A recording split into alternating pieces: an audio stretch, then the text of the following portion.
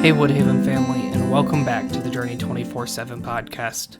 Today we're going to be continuing our study in Exodus chapter 17, and in this chapter we see two pretty distinct narratives. The first one is similar to what we've seen the last couple of days. So, the people of Israel, they were moved to a new location, and there was no water for the people to drink there. So what do? They grumble. It says they quarreled with Moses and said, "Give us water to drink." And so Moses said to them, "Why do you quarrel with me? Why do you test the Lord?" But it says the people thirsted there for water, and the people grumbled against Moses and said, "Why did you bring us up out of Egypt to kill us and our children and our livestock with thirst?"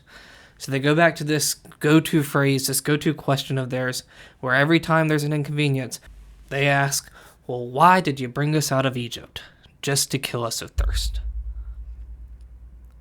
They're seriously questioning this again after the Lord has done all of these things that we've studied over the last few days. Yet they still question.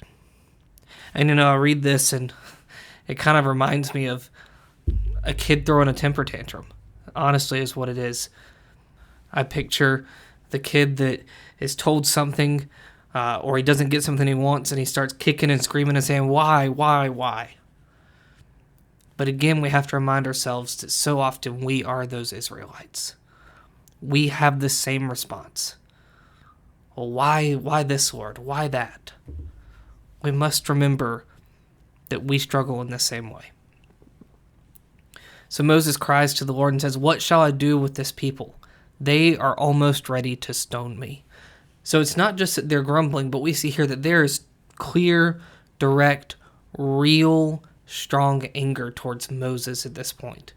He says they are almost ready to stone me. They're almost ready to kill me. That's how angry they are right now.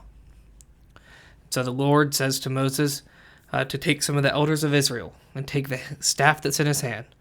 And he says, "Go up to the rock at Oreb, and you shall strike the rock, and water will come out of it, and the people will drink." And so Moses did so. And he did so in the sight of the elders of Israel. And of course, water came from the rock. So now they're seeing another sign of who God is. Another sign of the Lord using Moses, working through Moses.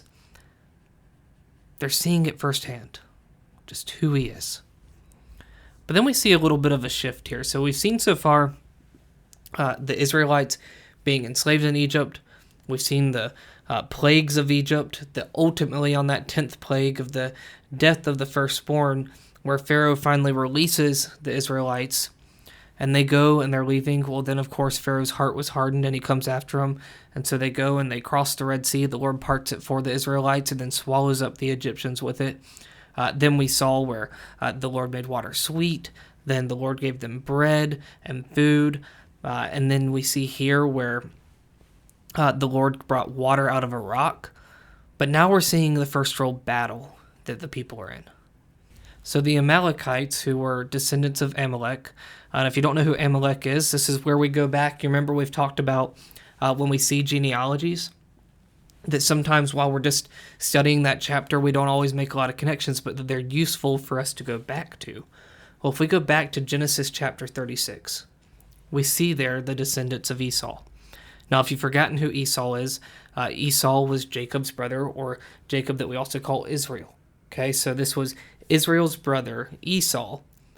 This is Esau's grandson. So Esau had a son named Eliphaz, who then had this son named Amalek. So the Amalekites that we're seeing here are all of the descendants that come from Amalek. So the Amalekites here are attacking very distant relatives of them. So it says they came and fought with Israel. And Moses said to Joshua, so this is the first mention we see of Joshua. Of course, we're going to study a lot more about Joshua.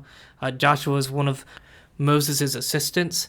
But then we also know that Joshua is going to be who kind of takes charge after Moses dies. And Joshua is actually going to be the one that eventually actually leads the Israelites into the promised land. So he says to Joshua, "Choose for us men and go out and fight with Amalek. Tomorrow I will stand on the top of the hill with the staff of God in my hand." Okay, so he says that, tells Joshua to go and find men to go out and fight. And Moses is going to go stand with the staff in his hand at the top of the hill. So Joshua did as Moses said, and they fought with Amalek. And Moses, Aaron, and Hur go up to the top of the hill. And when they get there, whenever Moses holds up his hand, holds up the staff, says Israel prevailed. But whenever he lowered his hand, Amalek prevailed. Now remember, the Lord has been using Moses' staff to perform so many different miracles. So what we're seeing here is where when the Lord is being brought up and where the Lord is being used by Moses, when the Lord is being called upon by Moses holding up that staff, the Israelites are prevailing. But when it comes down, Amalek prevails. So this is showing the people of Israel that one, Moses is their earthly leader here. He's their human leader here.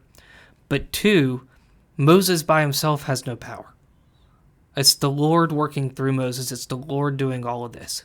So when that staff comes down, the Amalekites are the ones prevailing.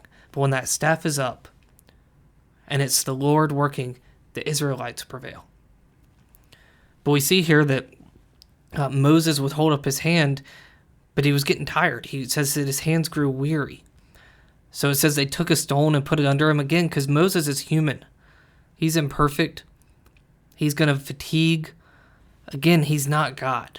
That's the Lord working through him. So he grows weary. They put this stone and put it under him, and he sits on it.